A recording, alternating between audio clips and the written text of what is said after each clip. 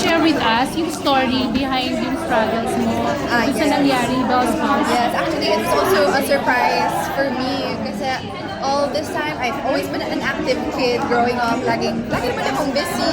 Lagi ako nag-enjoy with what I do. Pero iba din pala yung busy ka lang versus active na in a healthy way. Kasi at that time, I wasn't doing proper workouts. I wasn't eating as more, I was eating as healthy as I should be pala. Or yun, pati yung mga puyat-puyat, nakaka-affect pala talaga siya. Akala natin, hindi. Hanggang sa bigla may mga ganyang mga scary na moments na mangyayari sa atin. Tsaka natin naaalala ulit na, wow, oo nga pala, I'm not immune. Yun. So this kasi, Bell's Palsy, it can happen to anyone old or young, and kahit sino talaga. Just triggered by stress and stressed and not being unhealthy. So yun, I think at that time, I'm kasi, before I was a people pleaser and perfectionist din, yung minsan nag-overthink ka, alam mo yun, parang you always, dapat perfect ka lagi, dapat laging wala kang kaaway. Siyempre, better naman talaga, siyempre, diba? Pero yung minsan nag-overthink ka na ng gano'n, masama na yun eh. So yun, dapat, yung mga symptoms, nag-twitch yung eyes ko, nagkaka-ringing sensation sa ears. So yun, pag medyo, yun na yung mga symptoms nyo, have to slow down, have to take it easy, and get as much sleep as you can, and eat healthy. Nagpa-check up ka ba nun? And ano yung Yes. find out ng doctor? Yes, at that time kasi, nung sabi ko medyo hindi na to normal parang laging nahihilo, parang may pagka-vertigo din. Yun yung sensation. Tapos yun yung sa tenga ko parang nabibingi, na may, tapos yung eyes nag-twitch. So we thought ENT yung kailangan puntahan. Pero yun, at that time, nag-book kami ng appointment sa ENT. Andun na kami sa hospital pero wala siya. May conference pala. And that same day, late afternoon, may hosting work pa ako. So syempre, pumunta na kami doon. Pero nanghina pa rin ako. On the way there, nag-nap muna ako. Pagising ko sa car para mag-retouch, yung lips ko, ayaw na umakyat. Oh my God. Tapos yun, so, buti kasama ko si mother that time. Nagtanong lang kami sa family friend na doctor, anong gagawin? Tapos siya na nagsabi na, Bell's Palsy na yan. You have to go to the doctor agad. Kung hindi, lalala siya agad. So yun, buti na agapan namin agad. So acute pa lang siya. Ano siya, inherited? No, it's parang triggered lang by stress. It can happen to anyone talaga. Nerves. So parang facial nerves. So ano yung mga activities mo na ibinawas mo? May mga, may work ko abroad dapat that time that I had to cancel, stuff like that. Pero yung iba hindi ko makancel. So mukha lang ako matamlay. Pero nag-steroids din ako that time to help with the facial paralysis. So mukha ako matamlay na medyo namahanga. Pero buti na lang nawala siya because of acupuncture. And syempre, by God's grace, sobrang pray talaga ako ng pray. And massage ba it helps? Yung massage ba it helps? Syempre, parang facial massages and also like, we call this facial exercises. Yun. Stimulating the facial nerves. So gaano katagal yung ano mo? Actually, 1 month. 1 month. Halos. Pero yung medyo mas nakita ko yung changes. But it could be longer pa nga. Yung ibang nakita natin minsan natabing yung face yung Bell's Palsy. Hindi na agapan agad. Nagkaroon siya ng emotional effect on you? Yes, of course. Talaga, may mga times umiiyak talaga ako sa mga Lord, why? Ito yung puhunan ko, in a way, this is my lifeline, this is my career. Paano na yun, di ba? All I wanted to do was to do a full smile. Before, arte-arte mo, feeling mo, hindi ka maganda. Alam mo yung mga gano'n, nag-i-inarte ko, ay, pangit ko today. So I'm like, oh my gosh, binigay talaga ito sa akin ni Lord to make me realize what's important in life. Diba? Your health. Parang you already had everything, di ba? So, yun, sometimes it really changed my perspective in life to, be grateful about every little thing. Minsan yung mga akala mong normal lang, malaking blessing na yun. Blessing na yun. Just being alive and happy and healthy. Kaya yun, huwag masyadong ma-stress.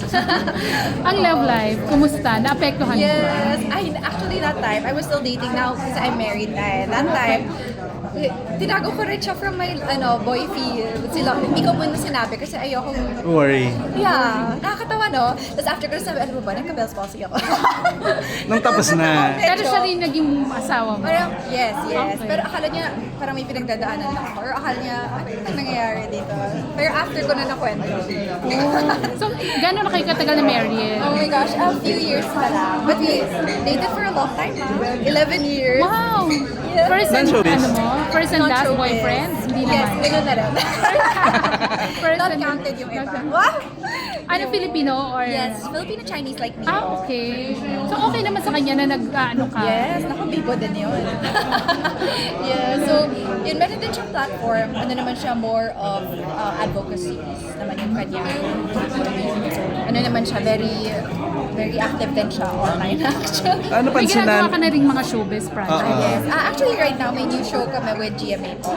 The People Have Spoken. Ah, nandun ka? You're part of it. Part of that. Kaya Bago pala pa familiar kasi- ka sa akin. Yes, bago pa kasi siya, episode 2 pa lang. And parang 4 hosts yung salita na eh. So parang every other episode kami. Kayo. Oo, napanood nga kita. Yes. So, apat po kami aside from Heart and Sean. And acting naman, wala bang mga Sometimes may mga cameos. Pero hosting talaga yung love ko kasi. Oo nga, parang magkamukha nga kay ni Heart. Ay, thank you so much. Thank you. So, Pero kumusta ang if- interaction nyo? Okay naman. It's so fun because Heart naman, para siyang Achi ko, di ba? Parang older sister ko siya in the industry. And she also gets me to host for her events. So it's so heartwarming na parang full circle now. I get to work with her naman. Nakakatuwa. Pero friends na kayo? Yeah, of course. Friends na. Matagal na rin. Nung pandemic pa. Ah, okay. Nung Anong, pandemic pa. ano masasabi mo kay Heart? Being a Ah, friend. Yes, of course. I'm so grateful for her friendship. And she's always so down to earth. Yun. Namamansin siya kay mother. Mommy, mabait talaga siya. So, how do you feel kapag may mga nambaba sa kanya because of her, di ba, Ay, yung nako. parang nai-involve siya dahil Yes. of course kay Politics. She Senator really cannot Cheese. please everyone. Honestly. Yun. Ay, kaya nga ako nagka-Bell's palsy dahil nga I kept thinking of what others would think about me, diba? So, basta your conscience is clear, you have nothing to worry about. So, yun, just pray kay Lord. And, yun, let's just do our best to be the best human beings that we can, honestly, diba? With whatever we're doing. So, hindi mo nakikita na-affect siya dun sa Strong kasi perception siya sa kanya ng mga tao kapag nag-host Well, kayo. nung she always says na, ay nako, parang, I remember, ay nako, I've died so many times. Parang gano'n Sabi yung niya. ano niya. And she's, natutuwa ako how, ang galing niyang mag-bounce back always. Galing niya mag-reset. So yun, you really need to have strong mental health in this industry. It's not for the weak. Oh, true. It's not for the weak. Or deadma ka na lang. Kung magaling ka mag-deadma, kaya. Kaya. Ikaw ba, may na-experience ka ng bashing sa'yo na sobra? In a way, ano kasi yun eh, kanya-kanya. You know, for other people, they think from the outside looking in, parang wala lang naman yun. Pero depende sa'yo kung dadamdamin mo. Ako kasi, may tendency ako na na sensitive. But because now I'm more self-aware, mas tinatry kong hindi damdamin. Ano yung pinakamasakit na naiba na sa'yo? Basta, minsan kasi you really cannot, please anyone. Yung minsan parang pag they, yung mga, ano ba, Maarte, mga hindi gano'n? naman. Minsan, okay, eto, mga before from like past GMA Okay. galas, mga ganun. Picture sila. Because I'm friends with the artistas naman. So, for them, I'm so touchy daw, ganun. Pero for me, I'm literally, may nagbabati ako sa friend ko. Pag friend mo naman, di ba? Pwede naman. Yun nga kasi, from the outside looking in, they thought I'm a stranger. Na hindi ko sila kilala. Eh, friends ko talaga sila. So, explain ko pa ba yun? Eh, yun yung gusto nila, feeling na sobrang touchy, sobrang feeling close, ganun. I'm like, friends ko nga sila. Eh, hindi naman nila alam yun. Hindi So nila. yun, stuff like that. Basta minsan, kung gusto nilang hanapan ka ng mali, hahanapan ka talaga ng mali. So, dapat hindi ka talaga ma-affect. Acting, okay ka? Okay lang. Open ka? Ano kasi ako, I'm a happy person. Although, yun na nga, minsan, mahilig akong, ano ba, mabilis ang luha ko pag totoo eh. Pag talagang na-hurt ako and all. Pero ibang craft yun for... Yung acting? Oo, feeling ko iba If na given a sa- chance to choose kapag ka binigyan ka ng sa acting, sino yung gusto mong makasama? Ah, wow. Siguro, si Ninang Marian Rivera. Wow. Sa boy, sa guy. Sa guy. Eh di si Ninong Ding Dong. Ninong mo yes, sila. kasal. Okay sa'yo kung halimbawa sasampalin ka ni Marian? Okay lang. Ano? For experience. Talaga? Huwag naman sobrang lakas. Yung ano lang. Or Hindi, yung medyo- malakas daw siya sumampal eh. Huwag na lang po. Huwag na lang. Ano na lang, we're on the same team. Kami yung pareho. Best friend na lang. Sabay kami mananapan. Sasampalan kayo. Kaya mo? Masampal si Marian kung sakali? Ako yung magsasampa. Oo, kung sakali kasi... Oh my God! with her blessing.